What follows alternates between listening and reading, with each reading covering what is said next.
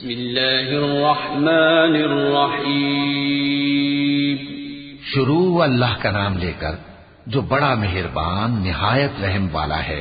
اے نبی صلی اللہ علیہ وآلہ وسلم، ہم نے تم کو فتح دی، فتح بھی کھلی اور واضح، تاکہ اللہ تمہاری اگلی اور پچھلی کوتاہیاں بخش دے اور تم پر اپنی نعمت پوری کر دے اور تم کو سیدھے رستے چلاتا رہے، اور تاکہ اللہ تمہاری بھرپور مدد کرے۔ وہی تو ہے جس نے مومنوں کے دلوں پر تسکین نازل فرمائی تاکہ ان کے ایمان کے ساتھ اور ایمان بڑھے، اور آسمانوں اور زمین کے لشکر سب اللہ ہی کے ہیں، اور اللہ جاننے والا ہے، حکمت والا ہے۔ یہ اس لیے کہ وہ مومن مردوں اور مومن عورتوں کو بہشتوں میں جن کے نیچے نہریں بہ رہی ہیں داخل کرے، وہ اس میں ہمیشہ رہیں گے، اور تاکہ ان سے ان کے گناہوں کو دور کر دے، اور یہ اللہ کے نزدیک بڑی کامیابی ہے۔ اور اس لیے کہ منافق مردوں اور منافق عورتوں اور مشرک مردوں اور مشرک عورتوں کو جو اللہ کے بارے میں برے برے خیال رکھتے ہیں عذاب دے، انہی پر برے حادثے واقع ہوں، اور اللہ ان پر غصے ہوا اور ان پر لعنت کی اور ان کے لیے دوزخ تیار کی، اور وہ بری جگہ ہے۔ اور آسمانوں اور زمین کے لشکر اللہ ہی کے ہیں، اور اللہ غالب ہے، حکمت والا ہے۔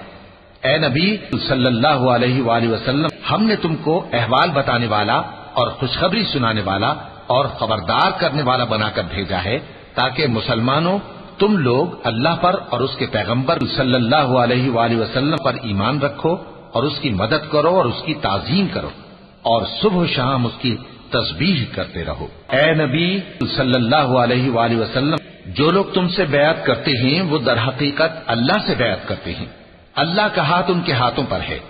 پھر جو شخص عہد کو توڑے تو عہد توڑنے کا نقصان اسی کو ہے، اور جو اس بات کو جس کا اس نے اللہ سے عہد کیا ہے پورا کرے تو وہ اسے عنقریب اجر عظیم دے گا۔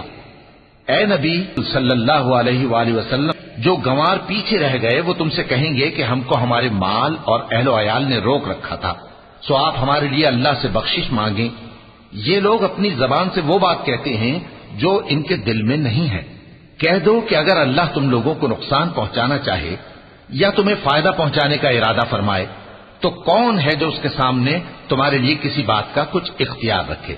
کوئی نہیں، بلکہ جو کچھ تم کرتے ہو اللہ اس سے واقف ہے۔ بات یہ ہے کہ تم لوگ یہ سمجھ بیٹھے تھے کہ پیغمبر اور مومن اپنے اہل و عیال میں کبھی لوٹ کر آنے ہی کے نہیں، اور یہی بات تمہارے دلوں کو اچھی معلوم ہوئی اور اسی وجہ سے تم نے برے برے خیال کیے، اور آخر کار تم ہلاکت میں پڑ گئے۔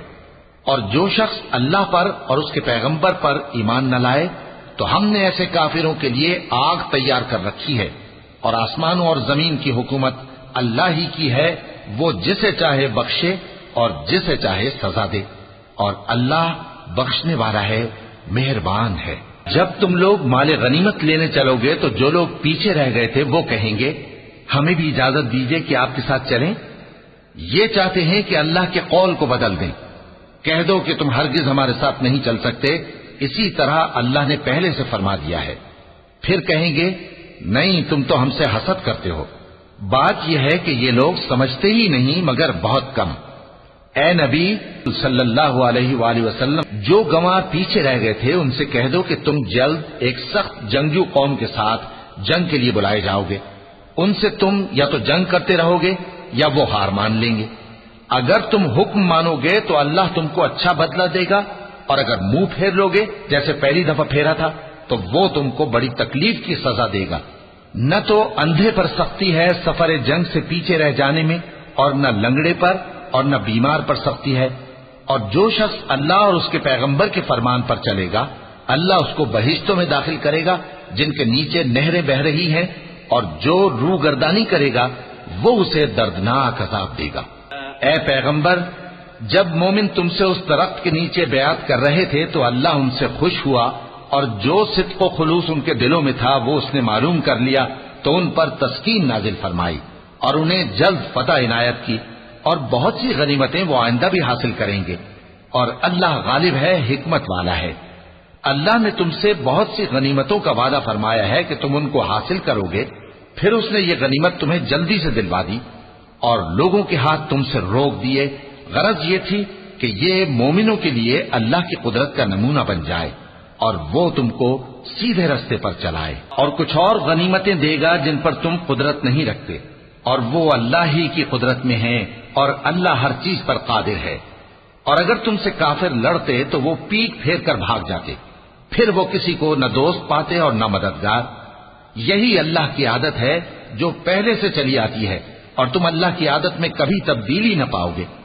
اور وہی تو ہے جس نے تم کو ان کافروں پر فتح یاب کرنے کے بعد سرحد مکہ میں ان کے ہاتھ تم سے اور تمہارے ہاتھ ان سے روک دیے، اور جو کچھ تم کرتے ہو اللہ اس کو دیکھ رہا ہے۔ وہی لوگ ہیں جنہوں نے کفر کیا اور تم کو مسجد حرام سے روک دیا، اور قربانیوں کو بھی کہ اپنی جگہ پہنچنے سے رکی رہیں۔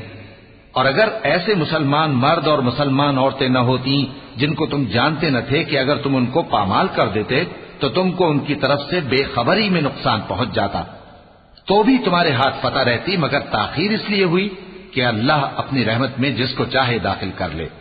اور اگر دونوں فریق الگ الگ ہو جاتے تو جو ان میں کافر تھے ان کو ہم دکھ دینے والا عذاب دیتے۔ جب کافروں نے اپنے دلوں میں ضد کی، اور ضد بھی جاہلیت کی، تو اللہ نے اپنے پیغمبر اور مومنوں پر اپنی طرف سے تسکین نازل فرمائی اور ان کو پرہیزگاری کی بات پر قائم رکھا، اور وہ اسی کے مستحق اور اہل تھے، اور اللہ ہر چیز سے خبردار ہے۔ بے شک اللہ نے اپنے پیغمبر کو سچا اور صحیح خواب دکھایا تھا کہ تم انشاءاللہ مسجد حرام میں اپنے سر منڈوا کر یا اپنے بال ترشوا کر امن و امان سے داخل ہوگے، اور کسی طرح کا خوف نہ کرو گے۔ جو بات تم نہیں جانتے تھے اللہ کو معلوم تھی، سو اس نے اس سے پہلے ہی جلد ایک فتح عطا فرمائی۔ وہی تو ہے جس نے اپنے پیغمبر کو ہدایت کی کتاب اور دین حق دے کر بھیجا تاکہ اس کو تمام دینوں پر غالب کرے، اور حق ثابت کرنے کے لیے اللہ ہی کافی ہے۔ محمد صلی اللہ علیہ وآلہ وسلم اللہ کے پیغمبر ہیں، اور جو لوگ ان کے ساتھ ہیں وہ کافروں کے مقابلے میں تو سخت ہیں اور آپس میں رحم دل۔ اے دیکھنے والے، تو ان کو دیکھتا ہے کہ اللہ کے آگے جھکے ہوئے سر بسجود ہیں اور اللہ کا فضل اور اس کی خوشنودی طلب کر رہی ہیں۔ کثرت سجود کے اثر سے ان کی پیشانیوں پر نشان پڑے ہوئے ہیں۔ ان کے یہی اوصاف تورات میں ہیں اور یہی اوصاف انجیل میں ہیں۔ وہ گویا ایک کھیتی ہے جس نے پہلے زمین سے اپنی سوئی نکالی، پھر اس کو مضبوط کیا، پھر موٹی ہوئی، اور پھر اپنے تنے پر سیدھی کھڑی ہو گئی، اور لگی کھیتی والوں کو خوش کرنے تاکہ کافروں کا جی جلائے۔ جو لوگ ان میں سے ایمان لائے اور نیک عمل کرتے رہے ان سے اللہ نے گناہوں کی بخشش اور اجر عظیم کا وعدہ کیا ہے۔ صدق اللہ العظیم۔